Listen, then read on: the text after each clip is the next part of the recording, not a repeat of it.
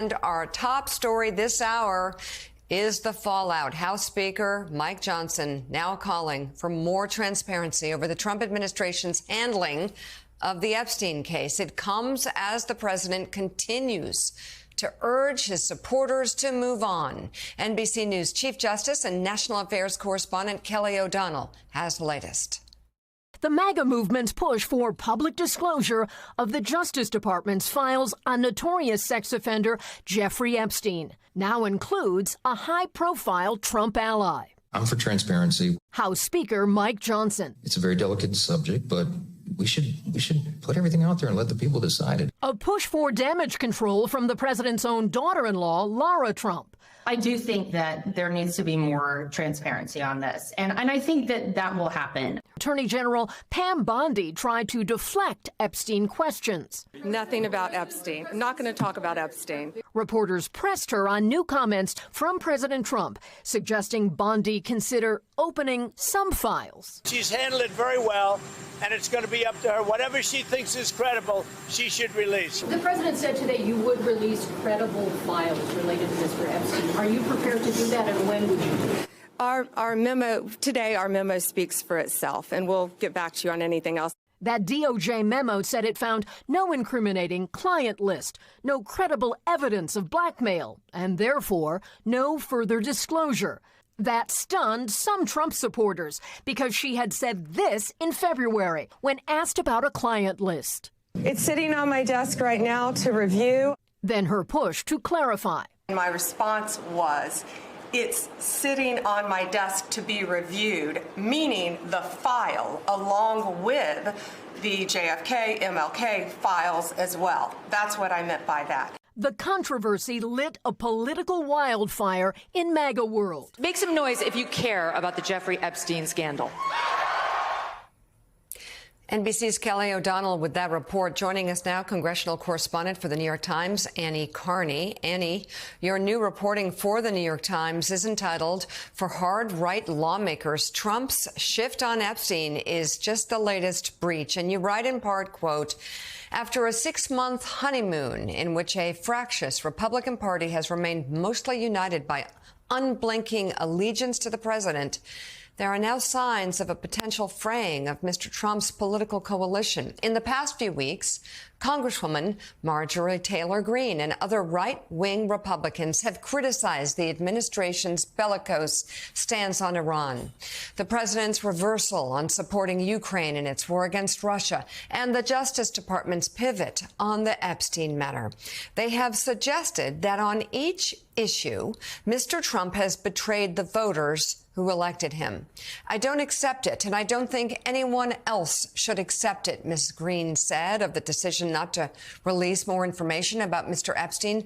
"I just think that it's a punch in the gut when regular people go to jail all the time, when they mess up and they do something wrong, and then it always seems the rich, powerful elites escape." Annie, talk about, if you could, more on that, especially with the president saying that the people who are pushing this are bad people. Isn't he speaking directly to his base and calling his base bad people at this point? Yeah, I mean, this is elemental. The lawmakers I spoke to on the Hill yesterday, Marjorie Taylor Greene, Nancy Mace, Lauren Boebert, Tim Burchett, these are stalwart Trump loyalists. These are far right. You know, these are people who, when Democrats call them extreme MAGA Republicans, they say thank you.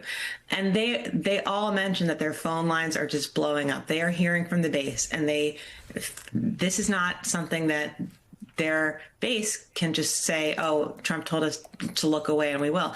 Marjorie Taylor Greene's quote gets at it. It's not just about the prurient nature of the scandal. It also goes to this class issue, that the billionaires get a different shake, and they thought Trump was something different, was going to break that system, and covering this up is potentially a reminder that maybe he's not different. And that's where this anger is coming into. This is elemental to the MAGA movement.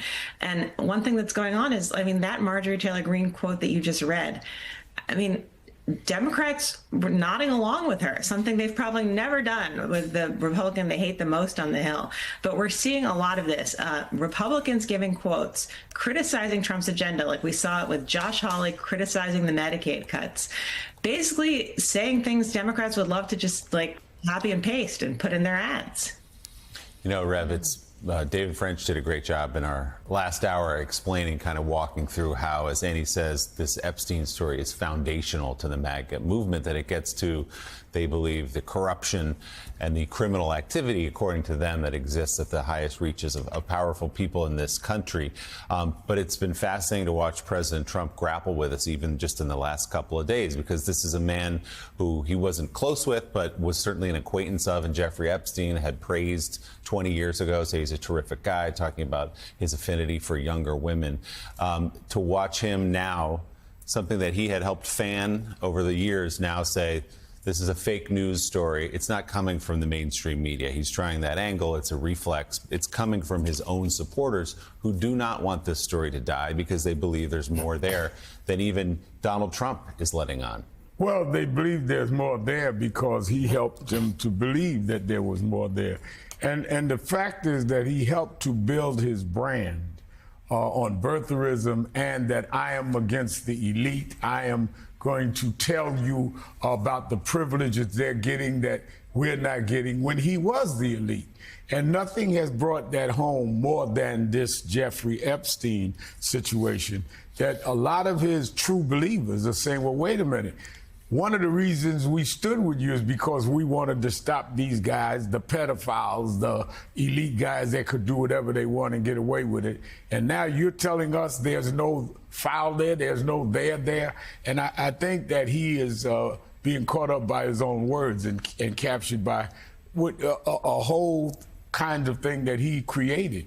And he's not been able, one of the things that I've noticed, he's not been able to change the story. Usually he'll come with something that we'll forget about it in 2 days. He's not been able to bury this story. Yeah, he threw out the idea of stripping Rosie O'Donnell's citizenship as an effort to distract her. She was born here. And that didn't go anywhere, and it was quickly shot down. But I think Charlie Kirk actually is the most interesting. He is one of the biggest MAGA supporters, always has been. He said on a Monday show, we heard him over the weekend. He was outraged by this. We need to find out more. But then after President Trump tried to knock this down over the weekend, he said, okay, I'm not going to talk about it anymore. But then yesterday, we just played that sound of Trump saying that Pam Bondi, the Attorney General, should release credible things. What happened? Charlie Kirk went to Twitter immediately, put up that video, and listed 10 different things that he deems credible, including DOJ testimony, et cetera, et cetera.